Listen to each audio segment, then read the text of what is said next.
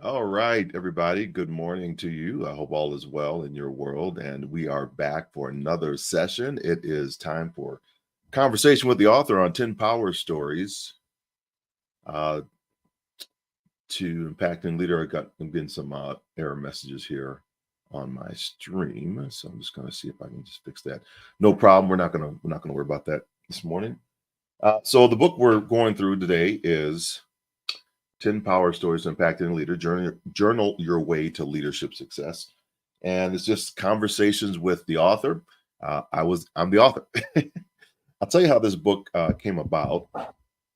And it came about during the pandemic when right before the pandemic, the thought came to me to write this book, 10 Power Stories, because of our U.S. ambassadors. Our U.S. ambassadors were struggling. They were being kicked out of countries around the world. And a lot of the countries that were kicking them out, they couldn't get their people through other countries to come in here. We had half of our folks are appointees by the current administration. That's all administrations, and another half of our ambassadors are career people. And so, can you imagine leading during a time like that when you have kind of two things that are going on, two viewpoints going on?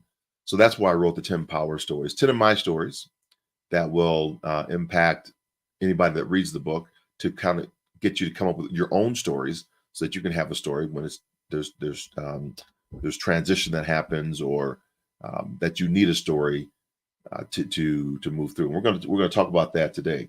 For those that don't know me, my name is John Register, and I'm a two-time Paralympic athlete, silver medalist, also a combat Army veteran. I'm an amputee. And before I had my amputation, I went to the Olympic trials twice, ran for the University of Arkansas, and was a three-time All-American there. I've served in multiple capacities since that. I have founded a program for the United States Olympic Committee, which turned into Warrior Games and then Prince Harry's Invictus Games. And then I've been working with our State Department across the globe, helping our U.S. ambassadors to really use disability and see it from a different perspective. And so we are talking about 10 Power Stories this morning. If you have anything that you want to share in the chat, please do so. I will take any questions that you have during the time that we'll be on today as we're talking about this. I know it is early on a Sunday morning. That's okay. I like getting up. I got church service today, and got to get my daughter to the airport, and all those things are going on. So let's dive into this chapter of the book. And so one of the things we're talking about, the thing we're talking about today in this chapter number 3 is the ketchup. And I like this ketchup, not ketchup like you put on a hot dog, but the ketchup from you got to catch up to where people are, or they need to catch up to where you are. So I got some notes here. I was thinking about this a couple days ago as I was going to talk to you all this morning. And every good author needs good pair of glasses to go and see what I'm talking about here. So one of the things is the need for a new perspective, and that's kind of the gist of this chapter. Two things. The segment one is kind of the need for a new perspective, and the second way is fostering collective progress. So that's kind of the impetus of the chapter of this book. So it's important to evolve our mindset to face current challenges. There was a time when I was running for, I won the silver medal, right? And after I won the silver medal, there was a reporter who asked me, she said, "John, do you think with artificial limb technology that you could do a previous activity, a previous performance, like when you ran for the University of Arkansas and you were running against Michael Johnson and you were jumping against Carl Lewis? Do you think that you could do that again with artificial limb technology?" And I thought about her question for a moment, and then I said, no. And the reason for that is because I thought maybe her question should be different. And I'll say this in my speeches sometime when I'm talking to groups. And that is, um, maybe the question should be just framed differently. If, God forbid, Carl Lewis or Michael Johnson lost a limb, could they run as fast or jump as far as I do? And that perspective shift is um, a kind of a culmination of having been through the fire, having been through the transition in life, having learned some things through the transitions in life, and then being comfortable in who you are. So it's not about going back to a previous state. It's about other people catching up to where you are. You need to catch up to the mindset that I have right now. And that's a hard place for people to be. Yet we do it all the time. We have other people, other circumstances in our life where people can catch up. So that part is in the book. I share about that story inside the book in chapter number 3. The second part of that is I was speaking for a client, Best Western, and we talked about ways to increase revenue by 20%. I just heard them in the hallway talking about this. And I gave them kind of a solution to their problem. Now, everybody wants more revenue. You know, that's the only way we make money. We make more revenue or we cut expenses. And one of the things that I've heard over and over again inside of the disability community is in travel, making things easier for people with discretionary income. And a lot of people with disabilities have discretionary income. They want to travel. Families who have a child with a disability, they want to travel. Those that have disabilities, they want to travel and they're making revenue, they're making money. Yet when they get to the hotel rooms, there's only 4, 5 accessible rooms, maybe 1 per floor. And so because of that, you know, all those rooms are kind of sold out. And so they come to a location as a person with a disability and can't even get the accessible room. Why? Because they've sold that room out to somebody else to keep the occupancy high. And then we'll think erroneously that the rooms aren't sold out because people with disabilities don't travel. Well, people with disabilities don't travel because of the limited number of rooms that they have to do. So there's kind of this whole circle that's going on there. If hotels were to universally design the rooms where it was aesthetically pleasing for everybody, a little lower beds, no one knows about how high or low the bed is, um, a zero grade going into showers, sliding doors for the restroom, wide enough rooms for a wheelchair or a person walking with an assisted device like a cane, or a person wearing a prosthesis, not lots of plugs to plug your stuff into. It would be fantastic because everybody could go through. So the mentality then is that you have to catch up to the way that other folks are thinking. So we have to also ask ourselves a question: then why don't people do it? Why don't hotels do that when they know they'll increase their revenue by about 20%? That's amazing to me. And we see that through the study, the Accenture report study, which was done in Q4 of 2000, I think 18, I think it was 18, where they take 2 alike companies, Company A and Company B. If Company A hires, retains, and promotes people with disabilities in the workplace, and Company B does not, Company A actually outperforms Company B 2-to-1 to shareholder returns. They make more money. So we have to shift our mentality around it. We have to believe that. We have to know that that will work for us. There are about 180 CEOs on Wall Street right now that have done that. When they saw the data, they began shifting. They're making more revenue over their competitors. That's happening right now. So why don't we do it? That's a question for us to try to do it. Okay, the second piece is fostering a collective progress. So in moving forward, there are 2 ways we can do this. Somebody can run ahead of the pack, which is great, like a scout in the military, or we can move together as a unit, as a team.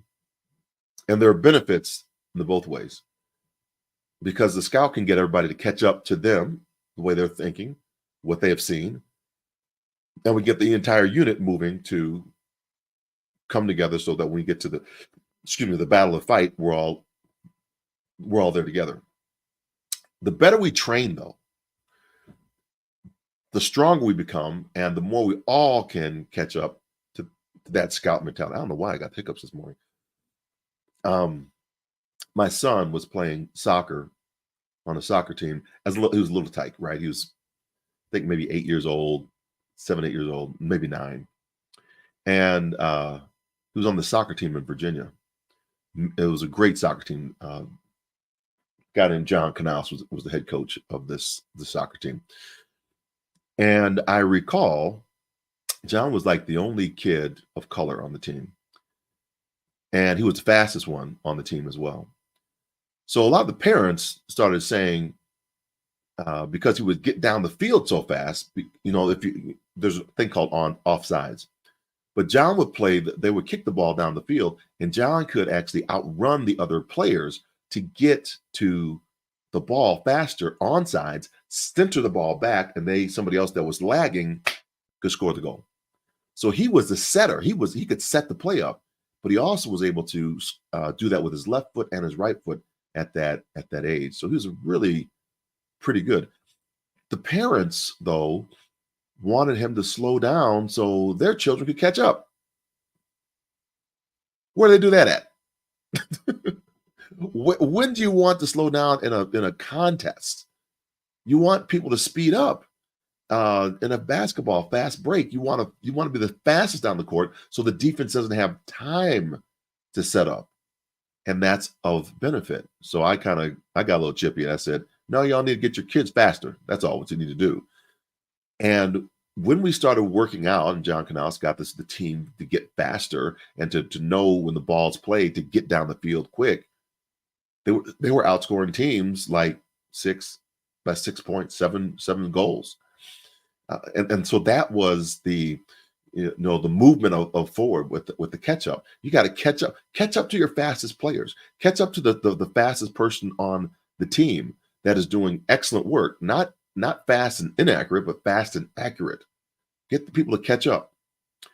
The second part, though, is also around when I was in the military, and we always moved in formation at the speed of the person that was at most risk. So we put that person up front on the right, and then the whole unit keyed off of them for march. That way everybody gets there. And so we all are in the catch up together so that we can be in the battle at our strongest. So we want to make sure that we do PT or physical training, that we're taking care of ourselves so that the entire body can move faster. It's kind of similar to John's situation, John Jr.'s situation, but more of this is we're going to hold back that fastest runner. We're going to hold that person back so we can all move together in one unit. So I was speaking for my client. It reminds me of speaking for my client, Samsung, and their sales team. We focus a lot on having all parts of their departments in their catch-up. So what they were doing was they were amalgamating all these departments, and in some of their goods and services, each department needed to know what the other one was actually selling. Before, they were stovepiped, and now they were trying to fold in on each other so that everybody knew. And the best ideas, so their departments could cross-sell, but they didn't know how to do that because they were all stovepiped before. So we're trying to get them to share information. That is a similar form of catching up. So we all learn what everybody else can do, our capabilities. So in the book that we have here, chapter number 3, it's called The Catch Up for that reason. We want people to catch up to what we are doing, our ideas and everything.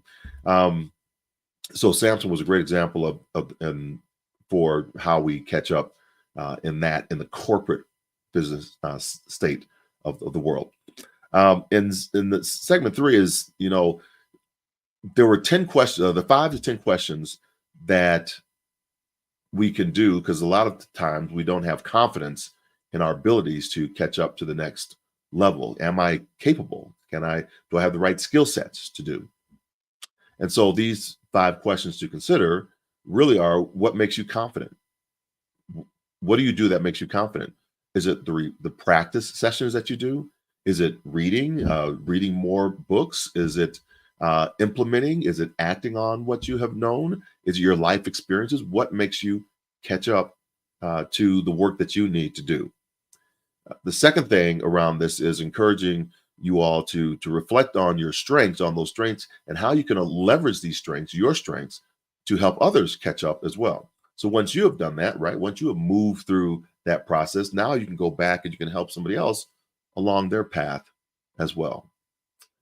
The second question for consideration that you may want to consider for this week is write out the life experience that came to your mind when you read this story. We had one person already purchase a book a couple this time this week, but write out the life experience that came to mind as you read the story. And I think this is really good because now it puts the book into your vernacular. You're thinking about your own story, and then you can craft that story in such a way that when some type of trauma impacts your life, you have a story to share, and it's your story. It's not my story, it's your story.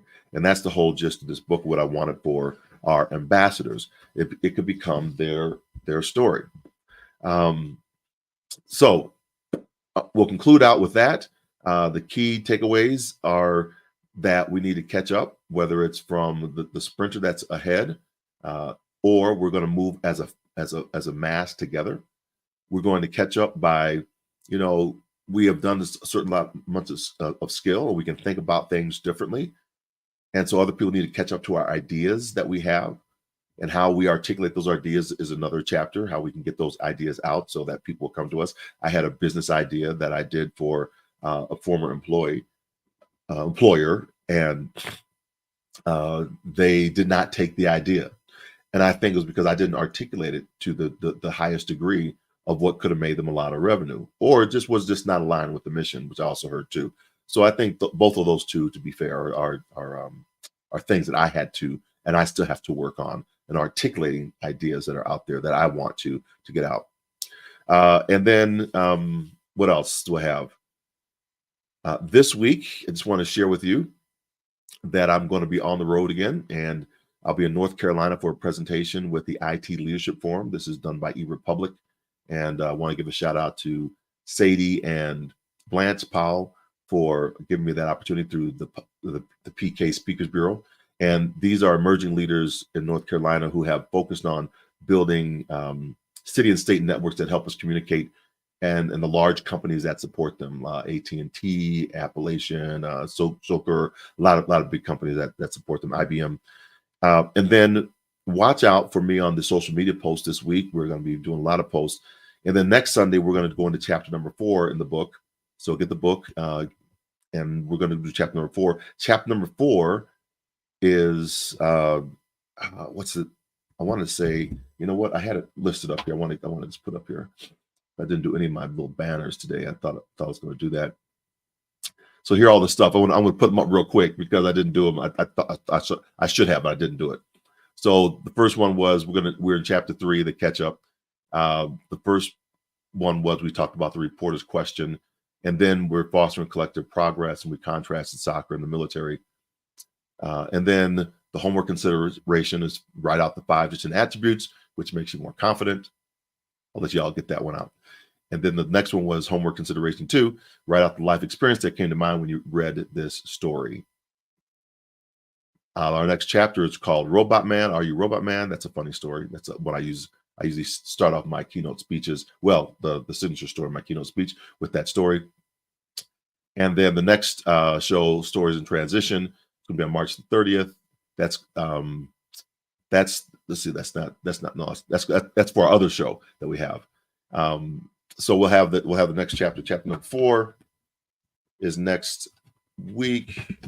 And on Sunday, I'm going to go to the book and let's look at it. Are you Robot Man? And then chapter 5 after that will be Vision Eradicates Fear. Ooh, that's a good one too. So we have the newsletter is coming out. It's already out. It's a 3-2-1 type newsletter format. It's called Forward Friday. I share these 3 leadership insights from the current week, and then 2 amazing people to follow, and 1 action step for the up and coming week. If you want to be added, please shoot me an email to info@johnforward.com. register.com. Our podcast performance. So we have Performance Shift. It happens with Kat Coppett and myself every other Saturday morning. We just had our last one yesterday. It's from 9:30 to about 10 o'clock Eastern time. And then we go live with the podcast. The next podcast is going to be on March the 30th, so mark your calendars. And throughout the week, I'm posting nuggets on LinkedIn, Instagram, and TikTok. I think TikTok's about to go away, so probably just be LinkedIn and Instagram. And I hope you join us for further conversation. All right. I hope you had a great chat and the time with us today. Please shoot any type of lessons or learnings on whatever platform. We're checking those platforms. And we want to know what you're thinking about the book 10 Power Stories to Impacting a Leader, so that we can answer any questions that you might have. So this has been Conversations with the author for 10 Power Stories to Impacting the Leaders. Chapter number 3, you need to catch up. We'll see you next time. Go forth, inspire your world. Bye for now.